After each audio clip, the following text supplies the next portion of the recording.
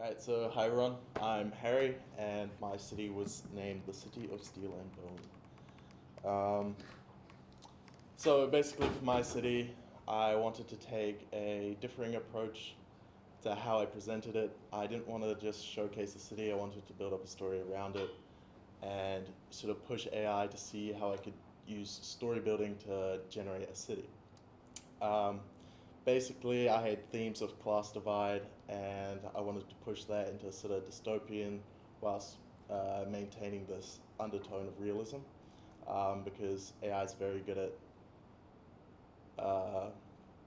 making things very unrealistic, and so I wanted to keep those. So using ChatGPT to generate facts and whatnot, I created the city that basically the class divide grows so far that the higher ups and the elites simply build over the ones below and forget about them. So that's it put very simply. But yeah, I was talking about story building. I split it up into sort of three sections. One that's sort of using today examples of class divide, and then sort of pushing it further and further until we get to my city. So here I have just a short minute clip, bite-sized clip, Kenny, of my city. Just a 1 minute cut of the longer video. Yeah. And corrugated iron shacks prompted a barrage of negative media coverage and online protests. New high-rise built amongst the Mumbai skyline sparks controversial debate on the ever-growing class divide. It'll start with the places you don't see. The beaches, the forest, the lakes, the deserts. Mining and industrial firms could increase their land holdings by 60%, securing over 500,000. They'll build superstructures over your entire existence. Housing could result in The places you once called home will be buried under layers of steel and concrete.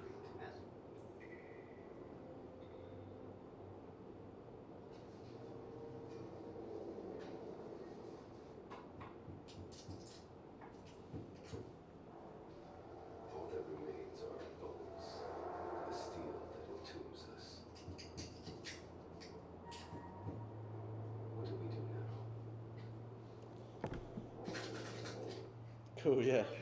So that was just a shortened version of my video trying to showcase what I had going on. So I started this out trying to replicate a city with class divide. And what I found was that AI often has overruling words, where if you were trying to get a high-end factory sort of next to an impoverished area, one word would sort of take over the prompting, the system would know what's what. So rather than that, I used ChatGPT to generate precedents. When looking at the topic of class divide, I already knew about the theme of that Amazon factory we saw in Mexico in my video just then. So I used ChatGPT. I said, hey, give me some precedents similar to this. And this is some examples I got and that I used in the video. And that was helpful because I could then plug that into ChatGPT again and get it to generate facts loosely based off of real statistics. And then even further than that, I could get projections of those statistics into 2020, 2050 or 2100 or however far in the future I wanted to go. And it helped me develop a script of speaking behind the video. And for that script writing, all the voices you hear are all AI generated, and I made these presenters here from each country of my chosen presidents, and used this software, which is really impressive, and they have a huge catalog already, which is all I simply needed to use to generate the scripts in the background. And the other voice you heard over the sort of sweeping shots, that was actually a cloned voice. Another good thing about this software is it takes as little as a minute of dialogue to clone someone's voice. And quite believably, it sort of picks up on the sort of pauses you naturally do with your voice. It's quite freaky. And again, so moving on to the second part of the video where the sort of factories are looming and lurking in the distance, and I again plugged it into ChatGPT, look for some precedents here, it gave me this cement plant in Japan. And I just like the idea of this sort of apartment building block and this looming factory sort of standing there in the distance ominously. So yeah, Midjourney and Runway are very good at handling these big sort of, in architecture, we sometimes call it the money shot. It's good at Runway's good at generating smoke, waves, and dynamic lighting. So really what I wanted to try to do here was sort of play at its strengths. You can see that theme again here to better create the emotion. So here, the factories and the sprawl of the class divide is sort of happening in the places you don't see, but then we go here, and it's now sort of taking place with the common commuter, these looming towers and factories in the backgrounds. But I also wanted to, like that precedent I had, generate this sort of passiveness behind it, the sort of acceptance of it, thinking, you know, it can't really affect me that bad. And then, snap, it happens. Using, getting these sort of build-ups of towers and this sort of,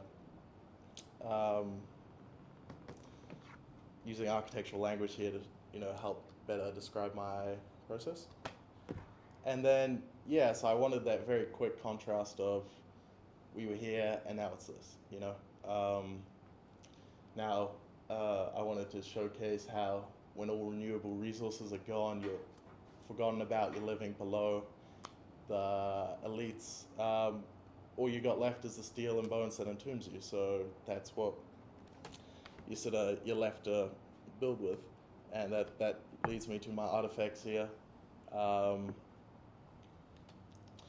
to do this, the AI to 3D software isn't very strong in my opinion at the moment, especially for what I was doing. And here I use software called Create AI, which is real time, and I'm using very rudimentary shapes here. But as you can see, it's quickly generating concept images that I can take into the physical real world and helps me generate these models. Oh, sorry. And then this was the outcome of that, as you can see on the table there as well. And just some final thoughts. AI is a tool. It's not this linear process that it's often sold to you as.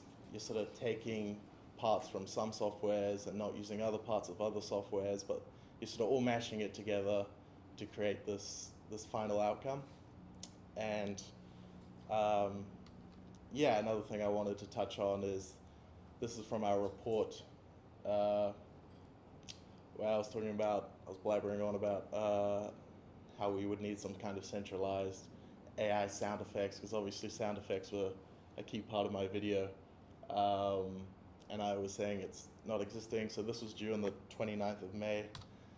This was the 31st of May. So what I'm trying to get at here is keep your heads up.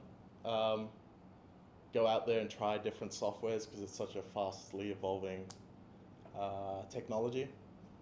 And yeah, that's me. Thank you. Thank you very much. We might just go on with Luka straight away, and hopefully we've got some headlines and time for questions.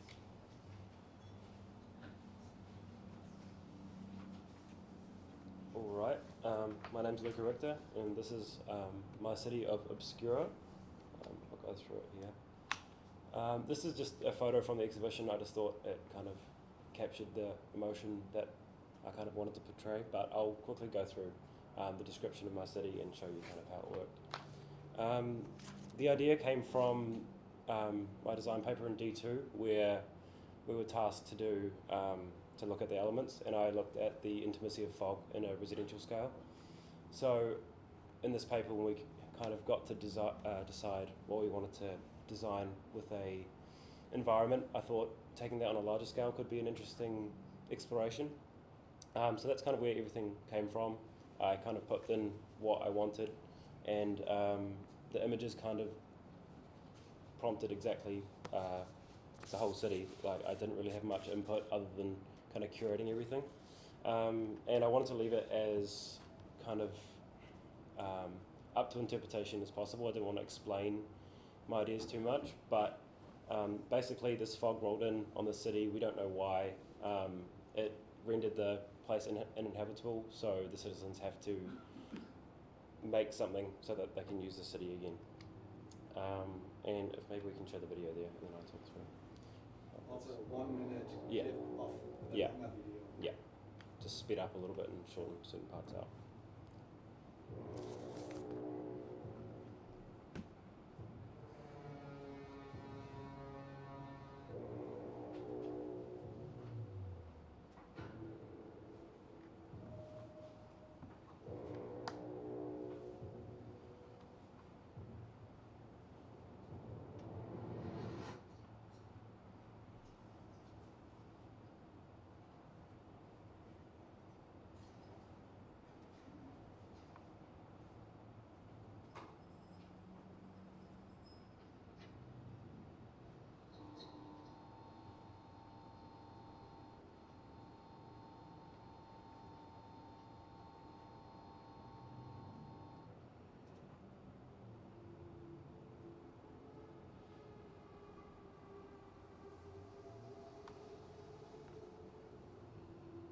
That's pretty much it there.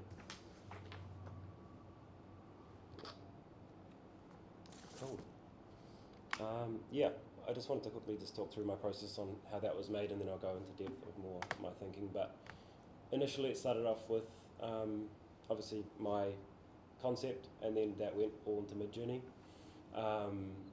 From there I would use Midjourney images and bring them into Adobe Lightroom, so that would just give it a neutral color grade, and then I would add lens blurs to kind of add the effect of fog. And then also generative fill, if I want to extend one screen into 4, I would do it with that.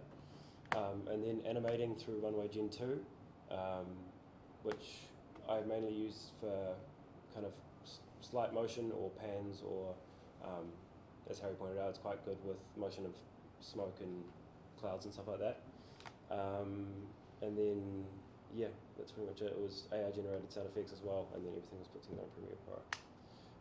So the development kind of started out, obviously we're playing around a lot with Midjourney, so it's kind of curating what you want to use for the scenes. I didn't know how big or how small of a scale the environment kind of went to be, so I chose a range of closer up aspects to bigger scale shots that you saw at the start.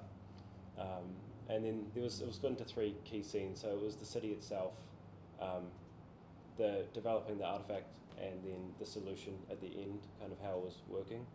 I wish to have the artifact today, but it's kind of a little bit in pieces after the whole exhibition. But I wanted to keep the artifact in a lot of these images, or hints of it, and people working on it as well. So showing different shots of that kind of thing. And then once it's in use, once it's powered on, everything turned to red. So everything was cohesive until that point, and then it kind of broke out into endless possibilities. And then these are the images that I used in those, in the video itself. Yeah. So within my, I guess, the video side of things, prompt writing was key. That is what got me to get all these images I wanted, like very concise, writing. Image weights are really handy. If you put a reference image in, and then you can choose how much that image looks similar to what you want. And then writing, creating a writing style that suits what you're kind of looking for, and I'll explain that in a bit.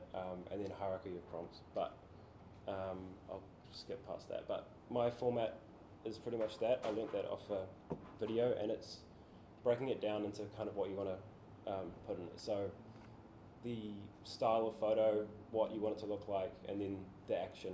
And as I said, the higher up you put it, the more prominent it will be shown. But things like your photography style, and then your shot types, cameras, everything like that changes how your outputs turn.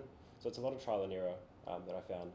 So that's kind of, you've got a lot of selection in that regard. And then film stock was a big thing to kind of create the whole presentation to be cohesive. I used black and white, and then I used a little bit of Aerochrome, I think, at the end of my presentation. And yeah, the main concepts were to have the whole thing look cohesive. I didn't want audio telling you the description of the place. I wanted to kind of be self-explanable when you were in that environment. And I wanted that artifact to be reflected back into the presentation. And getting onto the artifact, this is the atmosphere. It was a kind of ad hoc rebreather that would be used when you were outside and would filter the air so you could actually walk and do your things. I can skip through, but it was developed once again with Midjourney. I got these images and kind of imagined how it would look, and then I went out into the real world and found parts that I thought would suit this. So the exhaust, the tank was a motorcycle exhaust. Obesity was a like scuba diving gear.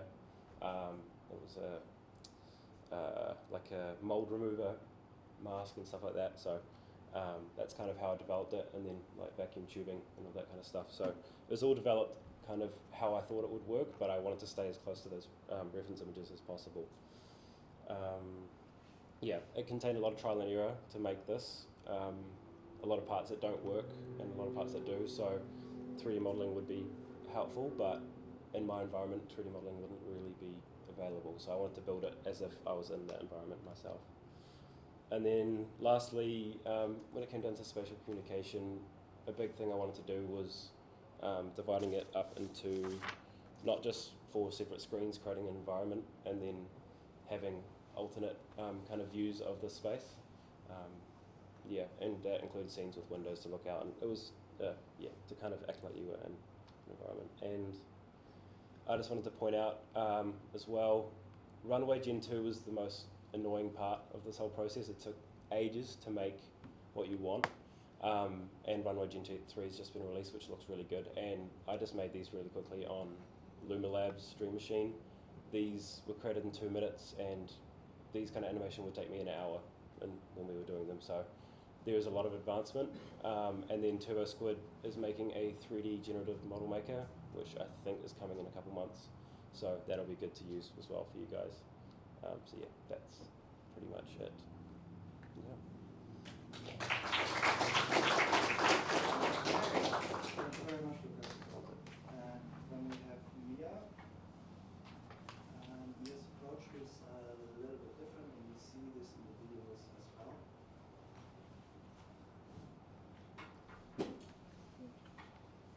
So my entire project was based off of the sense of touch. So my city was very touch-based in the sense that you would understand it through your sense of touch. And so I'll just play a little 1-minute snippet of the video for you.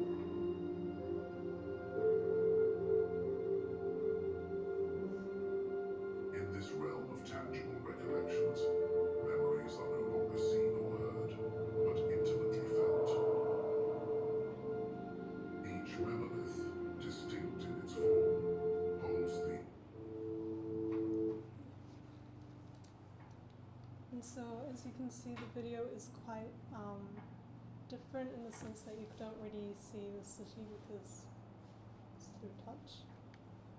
And so I went through quite a variety of AI tools, especially in the process of figuring out how to create my artifact, since it's very important for my project. And yeah, as Harry was saying, the process is very it's not linear, and you have to go back and forth between different concepts.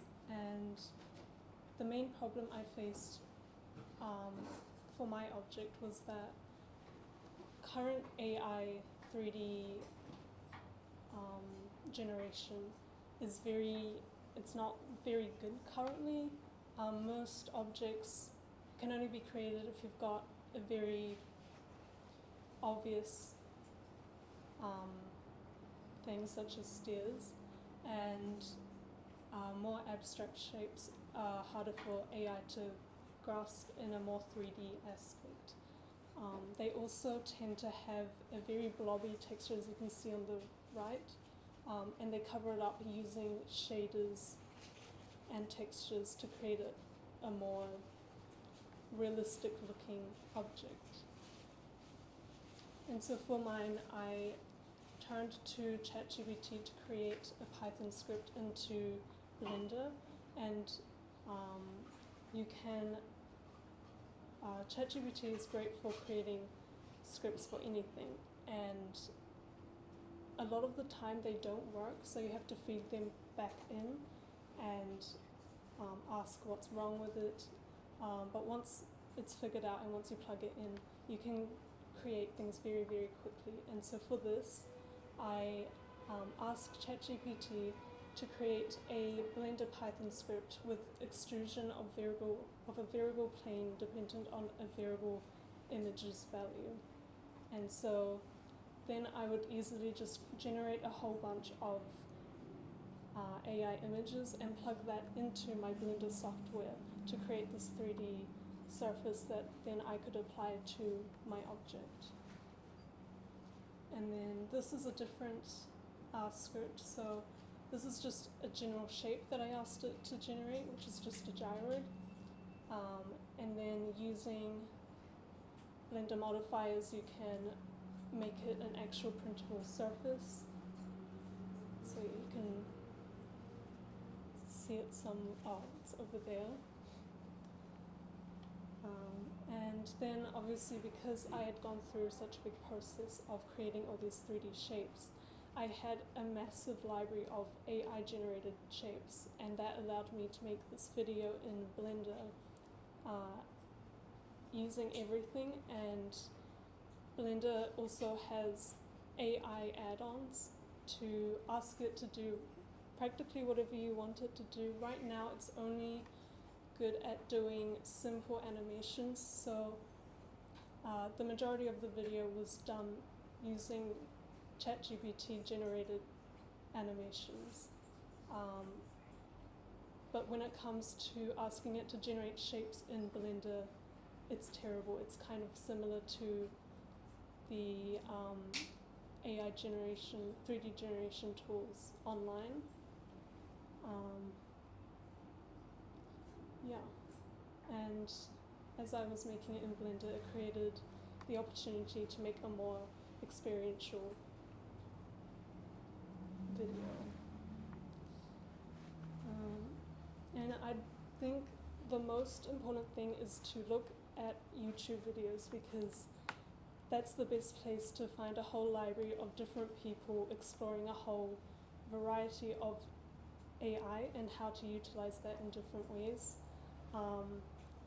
I think it's very interesting to use AI in general software that you would use, not just Blender, let's say Rhino or Revit, Photoshop, Illustrator.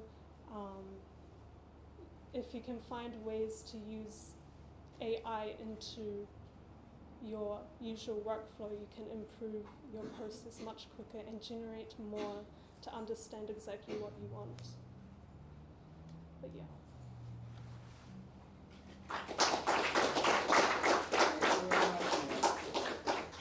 We'll ask questions at the end.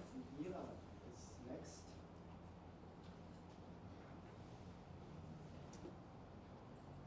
Cool. Hi guys.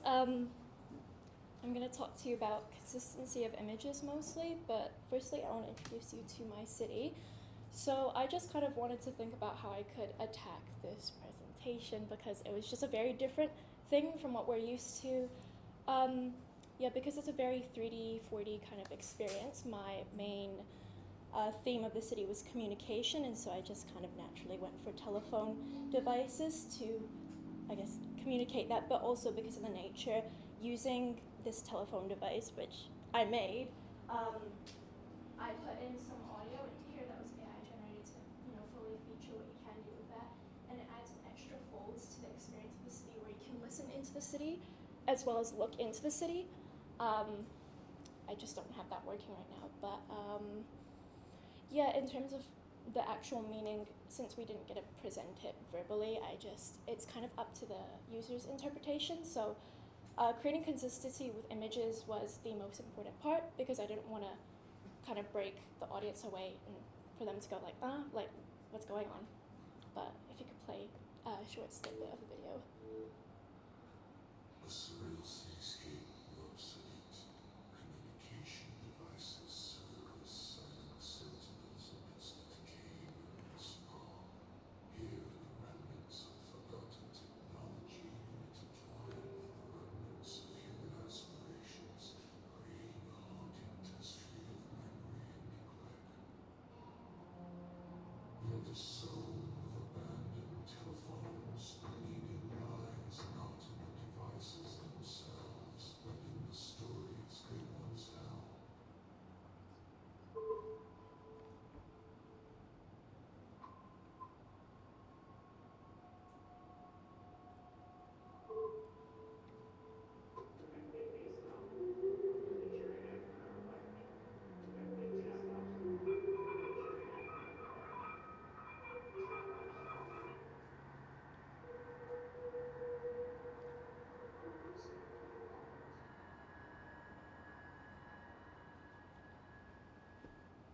A surreal cityscape of obsolete. Okay, so in terms of that video, there were two different parts in there, so it was a bit different. But firstly, I just start with the object, and we just want to look at something that what you imagine inside your head, and creating something tangible. Our biggest issue we found was we didn't know how to make things into 3D, so a lot of us used found objects, and just being able to figure out how we can construct that. So I began at the very beginning on a very surface level trying to experiment. If you just pull out an image from Google and you just put in a basic prompt, you're gonna get really tacky images that look very photoshopped. So, you kind of have to learn how to use this. Like, eventually you can start getting images where you're happy, the ones on the left, you're happy with, then you can mash them together to create more of an environment that you can start to feel like you can actually be in. But this just requires learning. It doesn't come to you naturally off the bat, is one point I do want to make. And another point is that you kind of have to, to be successful in terms of creating a place or an image that's actually inside your head, you need to build it from the start. So I can't just pull an image off the internet. I need to, put in prompts to ask for kind of building blocks for what I want to see inside my images, and then take those images from there, put it again into a prompt, and keep filtering it until I get images that I will further use. So I don't think I even used this image inside my video, but I used it as a building block to see what I wanted to appear inside my videos, which a lot of it was like cluttering of wires, and just this very vintage kind of look.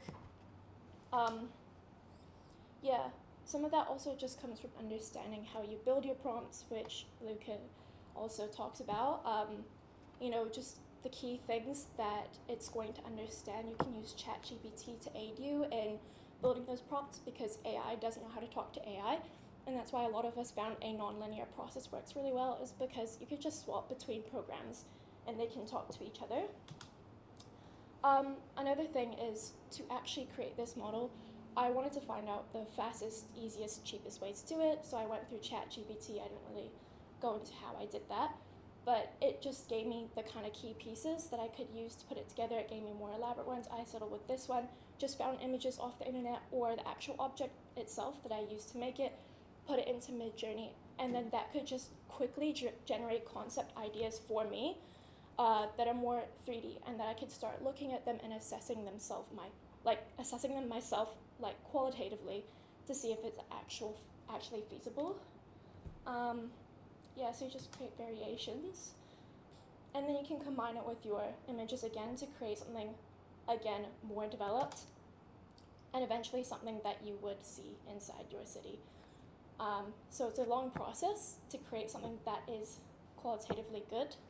And I think that also just takes your own eye to be able to assess that, because I mean, one of our critics that came in, she was from the business school, and she kept asking us, she's like, how did you decide what was good and what wasn't? And, you know, I think that just comes from the designer's perspective yourself. You know, this is why AI isn't going to necessarily take our jobs, but, and I want to talk about spatial design in the city itself. I wanted to create a sense of travel. So again, I'm going to touch on, if I didn't use like images that I built myself, it just was going to create kind of junk, or just things that just didn't really relate to my city itself visually. It just wasn't a theme that I wanted. Whereas if I started using those images that I built myself, I was gonna continuously get things that looked like they belonged in the same place, just kind of, I guess, different actual locations, but it looks the same.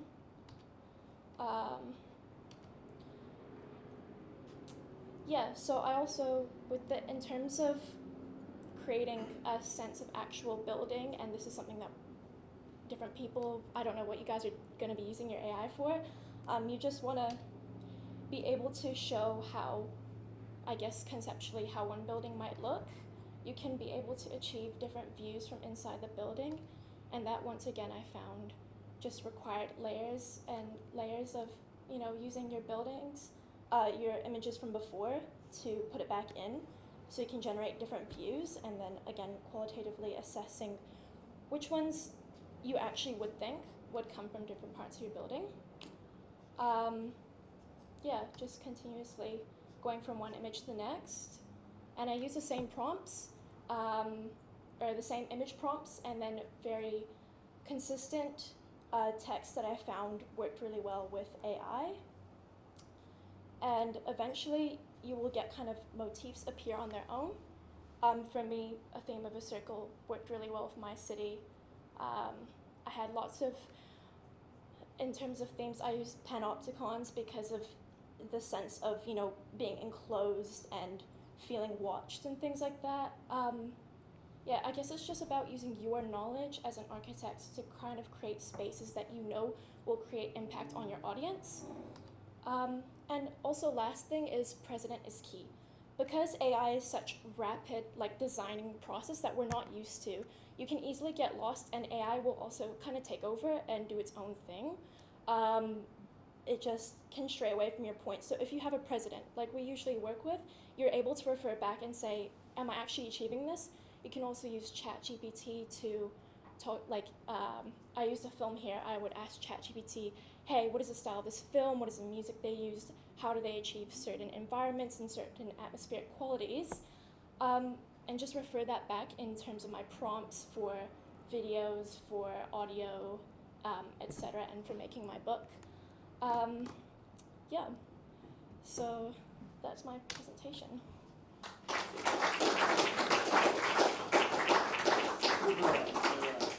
I'll turn on the light. We've got a little bit more time, and if you guys want to come to the front, maybe, and I'm sure there might be some questions. Yeah. Is there an agreement when you set up the project that there'd be a certain mood or ambiance that would go across all of the output? No. The only requirement was to think about this not just as a 2D image on the screen, but as a projected spatial environment. So these things are more than a film. They are there to create an immersive mood. But it was up to the students to decide what. Is it a fair generalization that there seems to be a tendency, or at least what I'm observing, towards the dystopian in the ambiance of the settings in general? And if so, why might that be?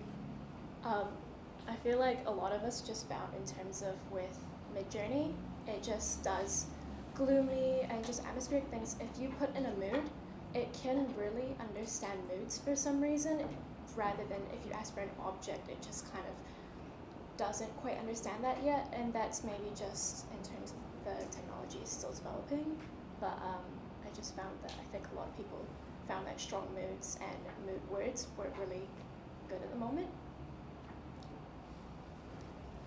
I also think that when it comes to AI, I subconsciously related to a more like dystopian future because of all of the preconceptions of other people. So I think that's why I kind of lean towards a more dystopian feel subconsciously.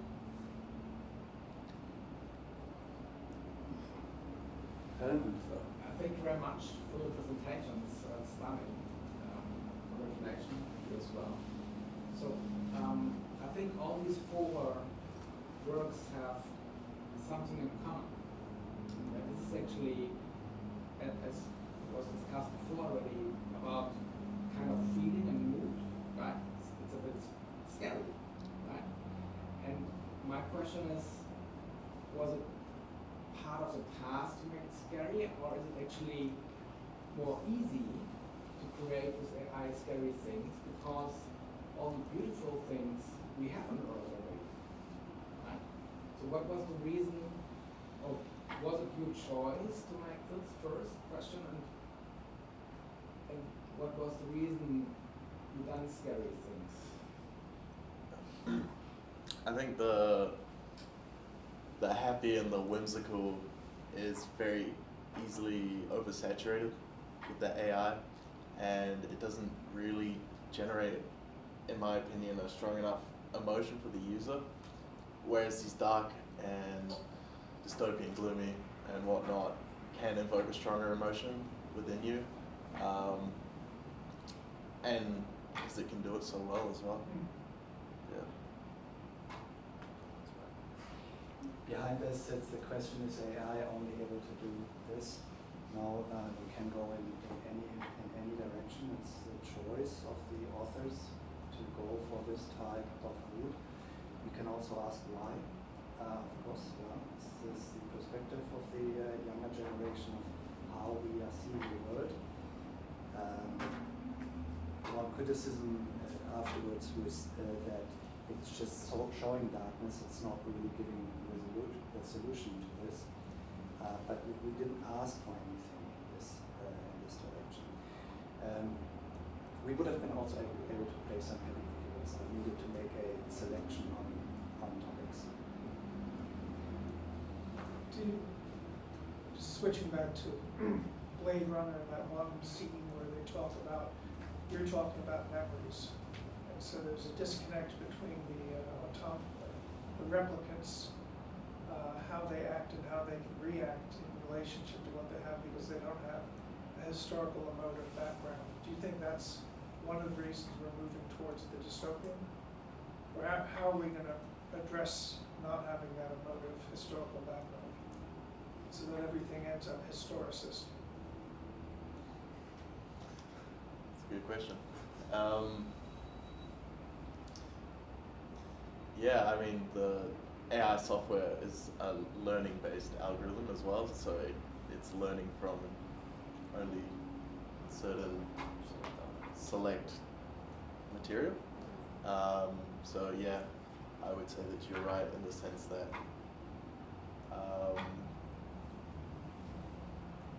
it can't necessarily attain this historical emotive value. But that's when the user comes in, I suppose. I don't know if that answered your question. Yeah. I think what comes across in the presentation is that really the challenge is to create the AI, to make the right selections and drive it in certain directions. AI itself will deliver an average of something. It can actually do certain things very good and others not so good. So it has been trained on a lot of science fictions. We, I think, noticed this, that it's relatively easy to generate these type of images. But the question is really how do you control it and how do you drive it? So here Mira's presentation on how she was trying to figure out how do you move it in a certain direction. And for us, this was one of the main learning curves where we initially thought, are we, with AI, we're just generating this stuff. But the challenge was to control it and to curate it and to drive it away from being average. What it would normally produce by itself. Yeah, we actually found that a lot in the beginning when we were first getting into it. We had no clue what we were doing. Everybody would turn up to class with these same blue and orange photos. And just the AI, Midjourney just loved blue and orange together. Maybe it's just cinematic, but obviously being opposite colors, and we're like, we're all going for different things here, and we all have something that looks like it's from the same, I don't know, movie or something. So yeah, it's a lot of it is that AI is just going to tend towards what it's trained to do, and you just have to extract your own ideas out of it. And that way, once you actually learn how to fine-tune your ideas inside of it, you're able to communicate exactly what you want to people a lot more. I find it's kind of like sketching, except just throwing together images. In the beginning of the semester, we had someone from Weta Workshops talk to us about how they use AI, and they were talking about how they use that. They can, generate images overnight and just share that with people, like their teams in China, and they can know exactly what they're imagining. So I feel like when you learn how to use it, you're able to communicate things a lot more specifically. And I think it's important also to note that what we've been talking about now in this discussion has mainly been just about Midjourney and photo generation, and that's often what people talk about because that's what you visually see. But AI is also so many more things. Whether it's the voices, it does music, it does model making, it does scripting and whatnot. So it's not just one thing,